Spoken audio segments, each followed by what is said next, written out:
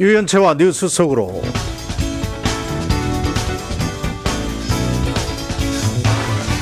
네, 25일 새벽 남북 고위급 회담이 최종 타결됐습니다. 이번 회담을 통해서 얼어붙은 남북관계가 풀릴 수 있을지 전문가의 의견을 들어보겠습니다. 고려대 북한학과의 유호열 교수를 연결합니다. 교수님 안녕하십니까? 예, 안녕하십니까? 네, 참 무박 4일 43시간 참 시간만으로도 전례가 없는 일이었는데 이 초유의 마라톤 회담이 극적으로 타결이 됐습니다. 이번 협상 타결의 의미 어디에 가장 큰 의미를 두십니까? 이번 가장 큰 의미는 지금 남북 간이 첨예하게 군사적으로 대립을 하고 북한 입장에서 48시간의 유예 기간을 두고 마치 최후 통첩처럼 네. 그렇게 이제 우리에게 위협을 가했는데 사실 우리로서도 그 북한의 최후 통첩을 수용할 수 없는 그런 그 절박한 상황에서 이 극적으로 대화가 이루어지고 여기에서 이제 상황을 안정적으로 관리할 수 있는 뭐 아주 완벽하거나 아니면 만족할 만한 수준은 아니지만 그런대로 우리가 기대했던, 우리가 요구했던 그런 그 부분들이 반영이 된 그런 합의를 통해서 상황이 종료돼서 다시 그 긴장이 완화됐다는 것, 뭐 그런 의미에서 이번 그 접촉에 또는 합의에 어떤 그 성과를 좀 평가를 하고 싶습니다. 네, 모두 6개 합의 사항이 있었고 그 중에 반은 현재 남북관계에 관한 것, 그리고 나머지 3개는 앞으로 남북관계의 미래와 관련된 문제라고 보는데 우선 합의사항을 좀 구체적으로 들여다보겠습니다. 우선 2번 항, 북측의 사과와 관련한 내용으로 우리 측이 참 핵심적으로 요구한 것이고 북측과 논란이 가장 컸던 부분이 아닌가 싶은데 김관진 국가안보실장으로부터 그 합의 내용을 직접 들어보죠. 북측은 최근 군사분계선 비무장지대 남측 지역에서 발생한 지뢰 폭발로 남측 군인들이 부상을 당한 것에 대하여 유감을 표명하였다. 네. 자, 통일부 장관은 북측이라는 주어로 유감을 표명한 게 이번이 처음 있는 일이라고 상당히 적극적인 평가를 했습니다. 교수님은 어떻게 보십니까? 일단 이 합의가 나오게 된 과정에서 네.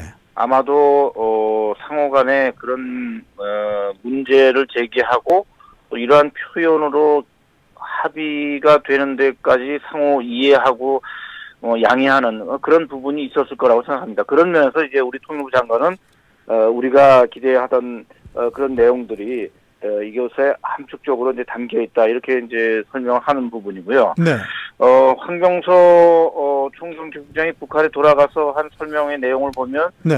우리 쪽의 해석과는 조금 그 온도 차 있는 것이죠. 네. 여전히 그 북한은 자기들 잘못을 시인했다 이렇게 보는 것이 아니라 오히려 우리가 일방적으로 주장한 것 그것이 결국은 사태를 악화시킨 그런 부분인데 뭐 다행히 대화를 통해서 조율이 됐다 이런 그 입장이기 때문에 이것은 이제 상호 각자의 입장에서 해석할 수 있는 그런 여지를 남겨둔 다소 애매하지만 해석할 여지 받아들일 수 있는 그런 내용 문구로 정리된 것이다 이렇게 봐야 됩니다. 네.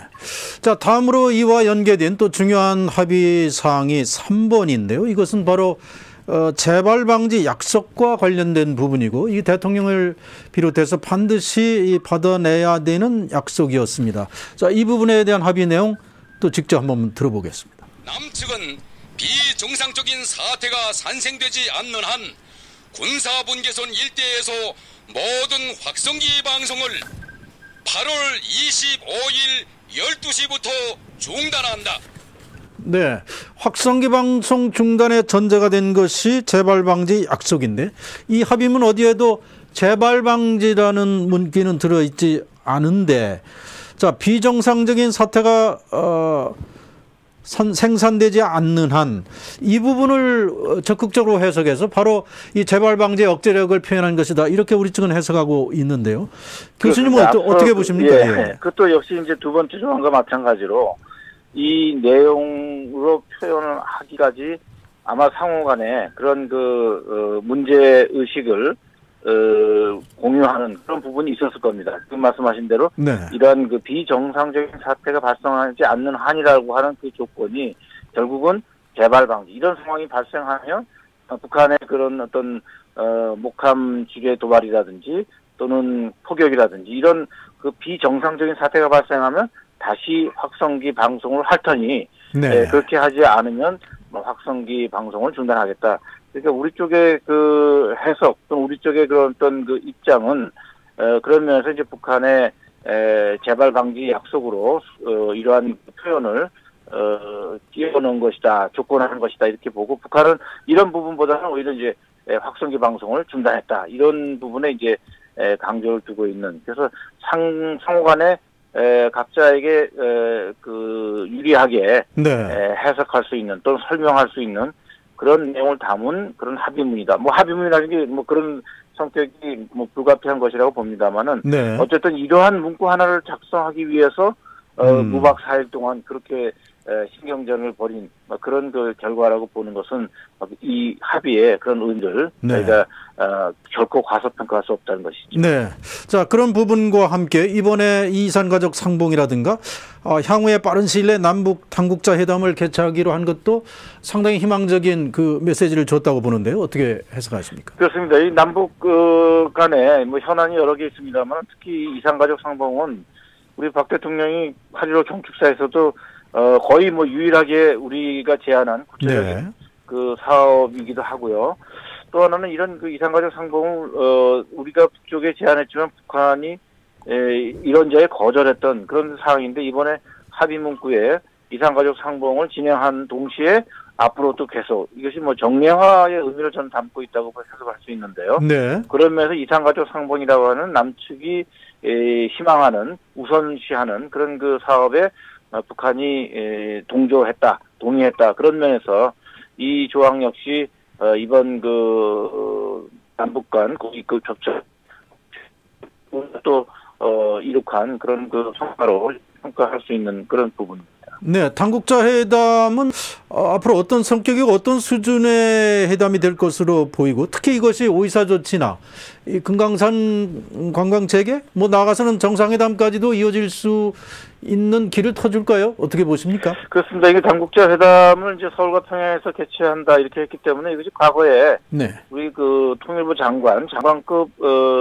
회담의 어떤 그 준하는 그런 그 회담으로 생각이 되고요. 그렇기 때문에 네. 여기에서 다룰 수 있는 과제라고 하는 것은 말씀하신 것처럼 여기에 지금 뭐 구체적으로 나열은 하지 않았습니다만은 북쪽이 요구하고 있는 오이사 조치 해제라든지 또는 우리 측에서 북한에 대해서 요구하고 있는 뭐 민생 인프라라든지 또는 뭐 경원선 복원 또 DMZ 내 생태평화공원 조성하는 문제들 이런 네. 것들 이 회담에서 다룰 수가 있고 무엇보다도 이제 이산가족 상봉 문제는 적시자 회담에서 다루지만 결과적으로 이산가족 상봉 장소가 금강산이기 때문에 정례화한다든지 할 경우에는 역시 금강산 관광 재개 문제도 이런 당국 회담 또는 적시자 회담을 통해서 이산가족 문제가 해결되고 알겠습니다. 또 상봉이 실시되면서 네. 논의될 수 있는 그런 상황이다.